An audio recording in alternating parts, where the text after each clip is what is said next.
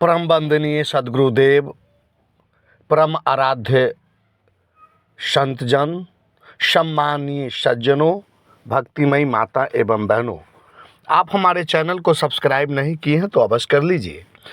सदगुरु कबीर साहब का प्रमाणिक ग्रंथ बीजक है, जो 11 प्रकरणों में विभक्त है। बीजक ग्रंथ का दूसरा प्रकरण शब्द है। आज मैं शब्दचार का संक्षिप्त भावार्थ सहित विवेचन अध्यात्म प्रेमियों के बीच प्रस्तुत कर रहा हूं। इस शब्द में सदगुरु कबीर साहब कह रहे हैं कि लोग असली भक्ति से अनभिज्ञ है। संसार के लोग अपना जीवन व्यर्थ में बर्बाद कर रहे हैं। साहब कहते हैं इस शब्द में, संतो देखत जग बौराना, साच कहो तो मारन धावे झूठे जग पतियाना। नेमी देखा धर्मी देखा, प्रातः करे स्नाना, आत्म मारी पखान ही पूजय, उनमें किछौ न ज्ञाना।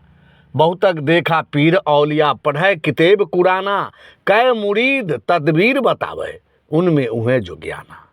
आसन मारी डिम्बू धरी बैठे, मन में बहुत गुमाना, अब पीतर पाथर पूजन लागे, तीरथ गर्भ भुलाना।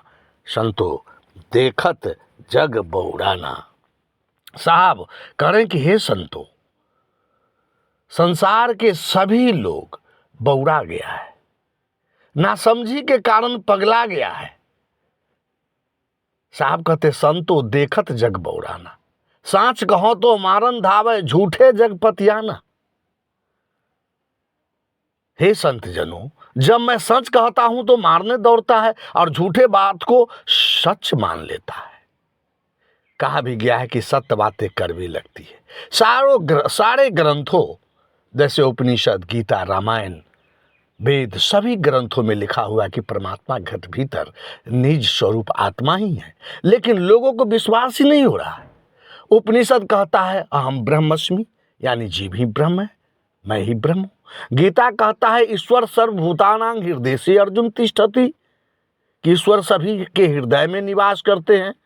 और रामचरितमानस कहता है कि प्रकृति पार प्रभु सब उर्वासी, ब्रह्म निरीह बिरज अविनाशी, कि प्रभु परमात्मा प्रकृति से पार, मन बुद्धि वाणी शरीर संसार से परे, और वह सबके हृदय में निवास करते हैं, जो अविनाशी हैं। और सदगुरु कबीर साहब वही बात कहते हैं कि हृदय बसे तहीं राम न जान। सारे ग्रंथ कह रहा है कि जिस राम के लिए, परमात्मा के लिए ये जग बौरा गया है, वह तुम्हारे घट भीतर है। सदगुरु कबीर साहब इसका प्रमाण बहुत से साखी में दे दिए हैं। जैसे कस्तूरी कुंडली बसै मृग ढूढ़ै बन माही, ऐसे घटी घटी राम है दुनिया देखै नाही। तिल माही तेल है जो चकमक में आग, तेरा साईं तुझ में जान सको तो जान। सदगुरु कबीर साहब आगे कहते कि नेमी देखा धर्मी देखा, यानी बहुत से मैंने नेमी और धर्म करने वाले को तथा प्रातः स्नान करने वाले को मैंने देखा, परंतु वही नियम धारण पर चलने वाले व्यक्ति जीवों का वध करता है तथा दूसरों से करवाता भी है और पत्थर के भगवान को पूज रहा है। उस व्यक्ति में कुछ भी ज्ञान नहीं है। यहाँ सदगुरु कबीर साहब उपदेश दे रहे हैं कि आत्म मारी पखान ही पूजे, यानी चैतन्य जीव जिसमें साक्षात परमात्मा है उसे वध कर रहा है तथा निर्जीव पत्थर को पूज रहा है। उनमें कुछ भी ज्ञान नहीं है। बहुतक देखा पीर औलिया, पढ़े किताब कुराना। मैंने मुसलमान के बहुत से गुरुओं और फकीरों को देखा जो किताब और कुरान पढ़ते हैं, अपने मुरीदों को खुदा तक पहुंचाने का उपाय बताते हैं, लेकिन वह पीर पैगंबर भी हिंसा और बलि को ही ज्ञान समझ रखा है।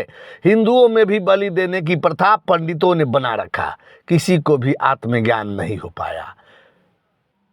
साहब आगे के पद में हिंदुओं को भी उपदेश दे रहे हैं कि आसन मारी डिम्बू धरी बैठे, मन में बहुत गुमाना, पीतर पाथर पूजन लागे, तीरथ गर्भ भुलाना।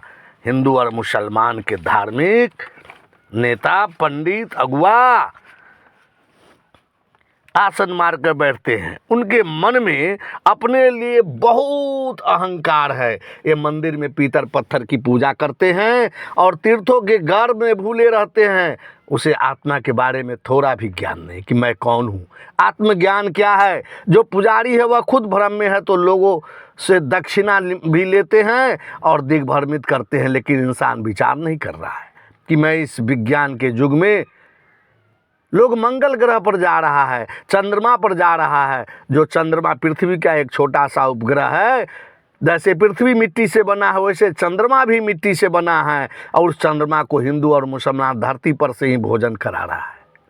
आगे सदगुरु कबीर साहब कहते हैं कि माला पहिरे टोपी पहिरे छाप तिलक अनुमाना, साखी शब्दे गावत भूले आत्म खबरी न जाना।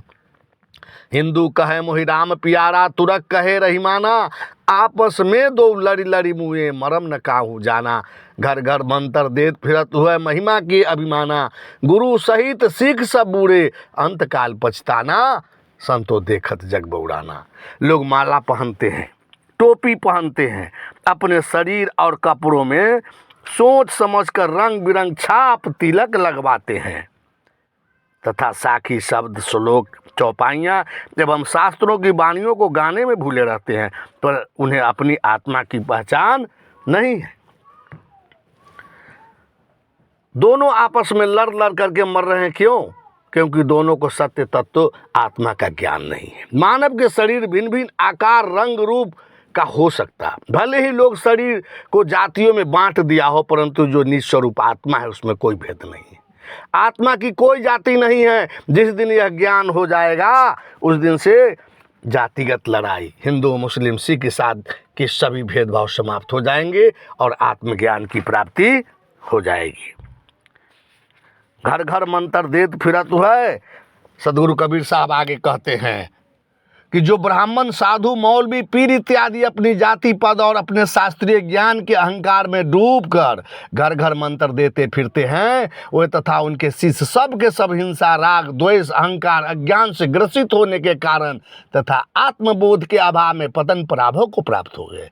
अंतकाल में इनके हाथ पश्चाताप के अतिरिक्त कुछ नहीं जाएगा।